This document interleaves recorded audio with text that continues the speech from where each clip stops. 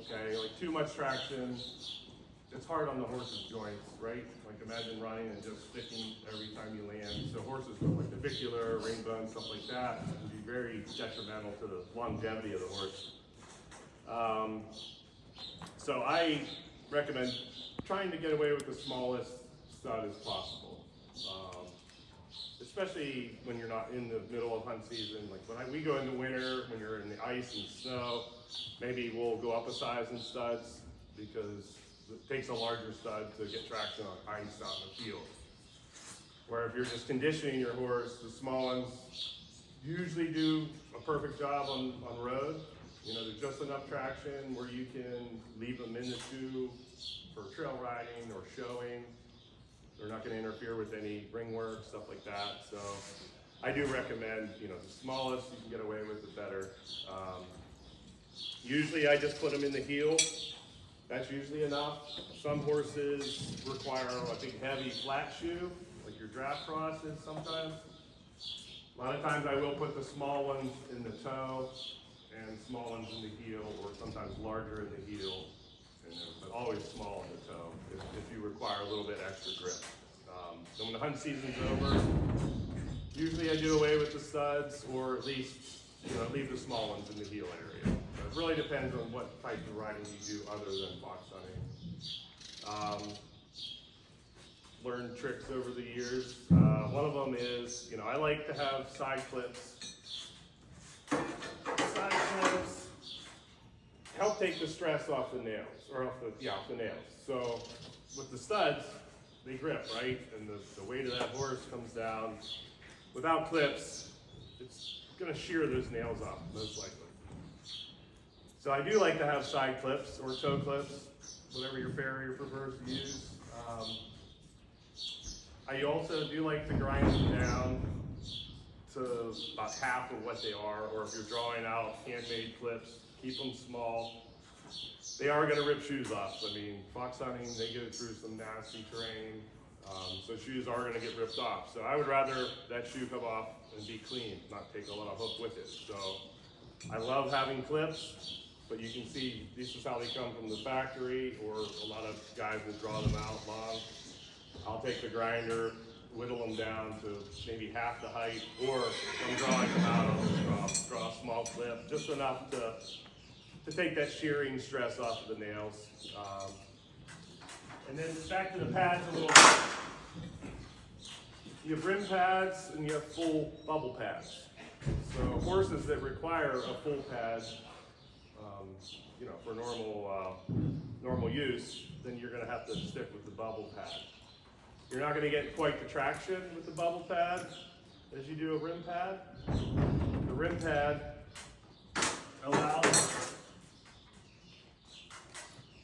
allows to keep the center of the, you know, the sole uncovered, so you can pick the sole out, but just the concavity of the rim pad allows that's extra grip. So when the hook lands, it allows earth to go up, and that helps with traction. For the bubble pad, it's just like a full flat pad. It pops the snowballs out, but it doesn't allow that hook to sink into the mud and get more traction. That's the basics. Does anybody have any questions? Want to look at anything closer? I have a question. Yeah. So for the studs, what are some pros and cons with doing the drill and tap for the screw-in studs versus? Yeah, so I prefer the drill and stop, the drive-ins. So Yeah. I just drill them. They stay in for the length of the shoe. Okay. You can reset them. They'll last longer than the shoe will. Your screw-in studs typically are larger, so they're more for turf, not pavement. Okay. That's just the main thing. They're nice because you can switch the sizes, Yeah. but they don't really make those screw-in studs small enough, in my opinion, for road work, stuff like that. A little too aggressive. More for field jumping stuff, which would be fine if we weren't. We cross a lot of roads, and pavement, and training throughout the week. Okay. So, yeah. Can you talk a little bit about moving the shoe, like if you have to pull one somewhere or keep pull? Yeah, that's a great question. I recommend having a set of either pull-offs or crease nail pullers. I'd love to give you know, a quick demonstration in my trailer. There's a technique to it so you don't destroy the hoof. A shoe without clips, not a big deal. You can pretty much tug and pull and you're not going to do much damage.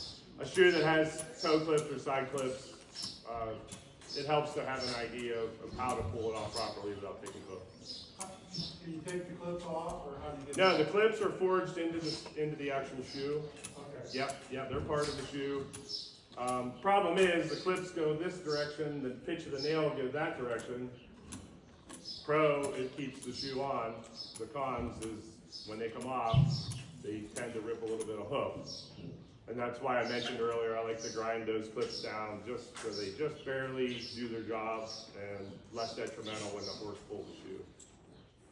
So you have a special tool for that. You can't really carry that. Oh, you can go to most tack stores have a cheap pair of pull-offs. They look like the nippers.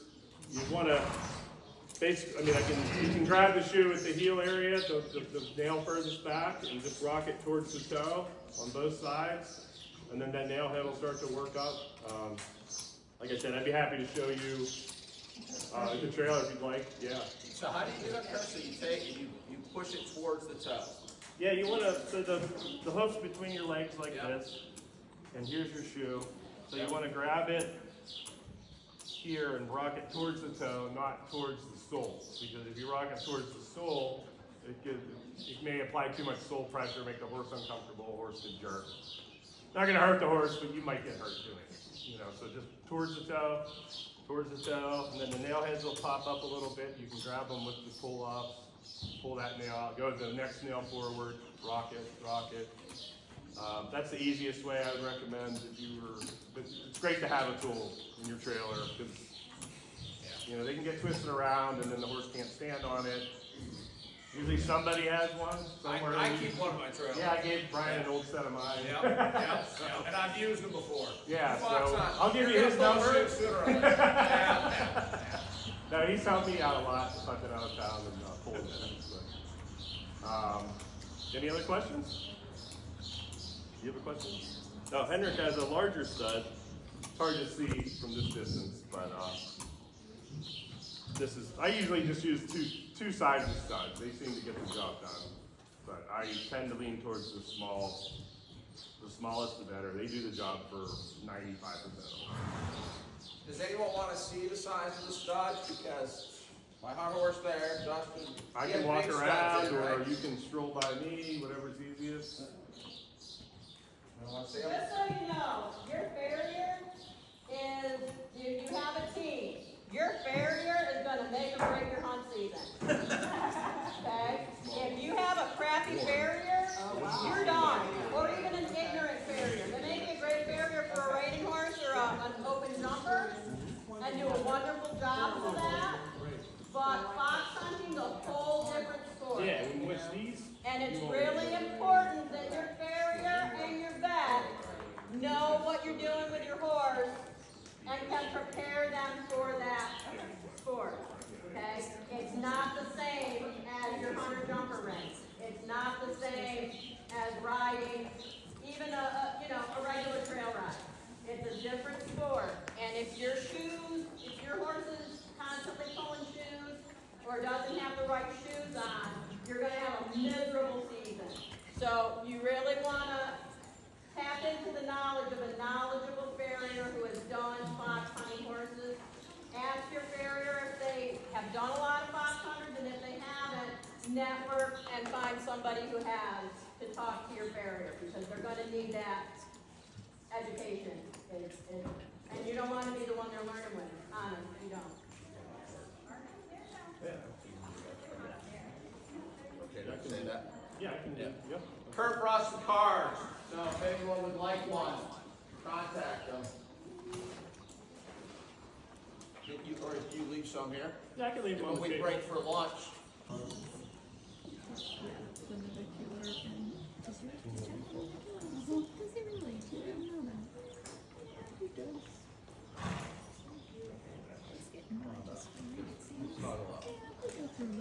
So this is the way that I recommend. These are pull-ups.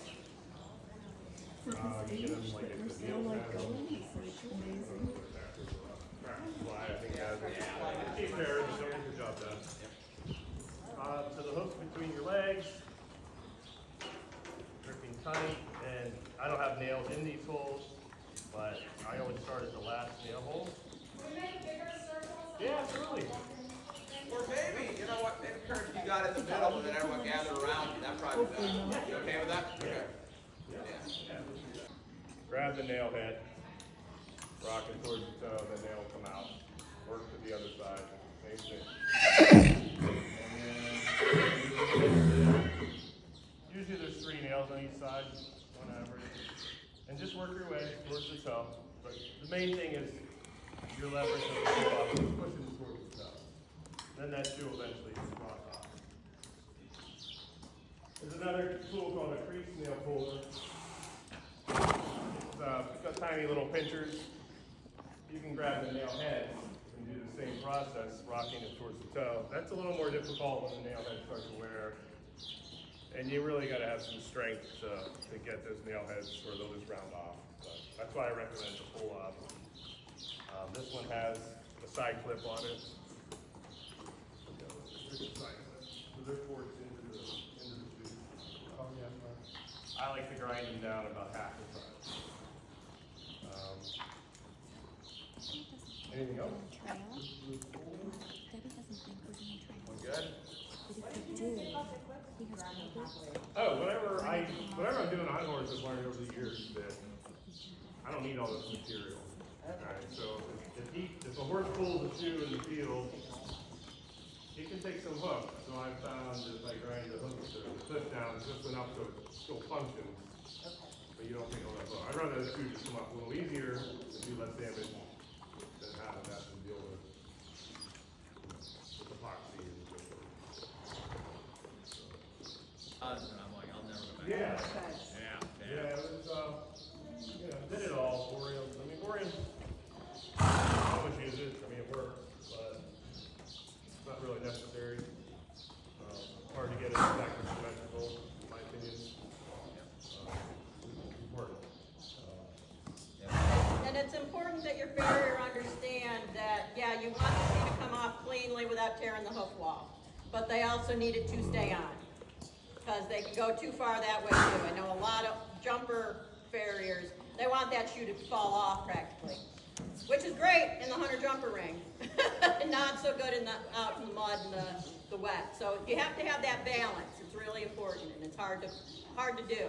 And also finding the shoe is helpful because, I look and see how it's set and twisted, and you learn how it came off. So if you have the shoe, it's great. You learn from it, where it came off, were you walking, were you running, was he in the pasture, other horses. Mud typically doesn't suck the shoe off, but it slows that front end down where the hind one will come up and grab it, So mud is an issue, but it's not usually the reason why it doesn't suck the shoe off. So it slows things Velvets down. are your friends. Yeah, velvet. Velvets are your friends. Yeah. Yeah. Pull off velvet. Yeah. Do not use the Velcro ones, use the pull-on ones. Yeah, they'll save you a lot of grief. See how they're long In the too? hunt. They're very The long. pull-on. They're not, but they're long. They almost go under his foot. You want Yeah, them to touch they the need to ground. touch the ground. They need to touch the ground in the ball area. They don't touch the ground, you don't I don't know if you can see how long they are. Yep. You can step right out of them, which is better than this. The extra large Dover fit those are my horse. And this is a large. He's got a 5 foot. He's got him on right now, actually. Justin, bring him up here. Yeah, bring Lance up. He's got the Two pull-ons. different feet. And you Big can feet. see how on the edges they're ripped because I hunted him. So he grabs the velvet, but he doesn't grab the shoe.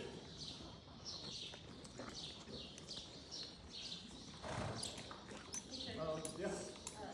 You know maybe that's what they're doing? There are a few, I'd say if you're any sort of aggressive rider, you're gonna need shoes with that purple track.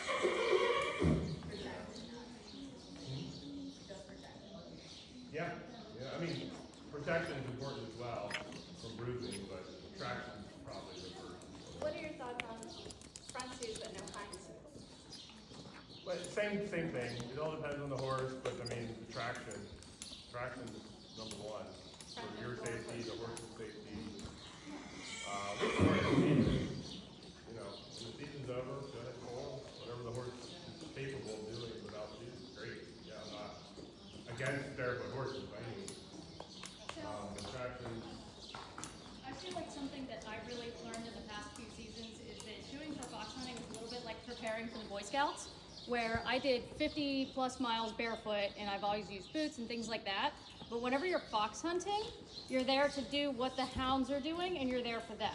And that means that you don't always get to speed, pick your speed over the terrain, and your horse needs to be prepared to do whatever, wherever, so that you cannot interfere with the hunt and stay with the hounds and, obviously, and you need your horse to be safe and not get hurt doing it.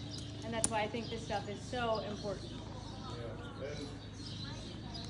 Yeah, and, money's a factor, right? Unfortunately.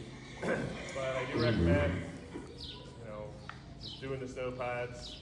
They'll last as long as a set of shoes. You never know what winters are going to be around here, right? Like some winters, didn't even need those snow pads, but there could be 2 hunts where you did, and you're scrambling, trying to get your barrier out, put snow pads on. But so is everybody else, right? That you have. So, Did you talk about gel pads or gel pads and other pads? No, we just covered the bubble pads, the full snow pads and the full rim pads, or the snow rim pads. But yeah, so your farrier should know what your horse needs outside of the hunt. But snow pads, like normal flat pads, they work a little bit to keep the snow from piling up underneath, but they don't quite do the job of a snow pad. So I would recommend either a rim snow pad or a full bubble snow pad if your horse requires a pad year-round. Then just, when the hunt season's over, winter's over, go back to your normal setup. But, this is my recommendation. And very quickly found out this ground is very rocky, very hilly, it's very different. We had hills and stuff in New York, but not with the kind of rock you got here. And I very quickly had to start putting hind shoes on my horses because they were gonna be lame if I didn't. So, the barefoot concept is good, but if you don't want your horse to get bruised soles, bruised feet, wear their toes down to the point where he can't put a shoe on, you really need to think about that. And again, talk to your farrier. Each horse is very different and what they can tolerate as far as wear. So if you're gonna wear your horse's toe off, you're looking at abscesses and all kinds of nasty stuff that you don't wanna deal with.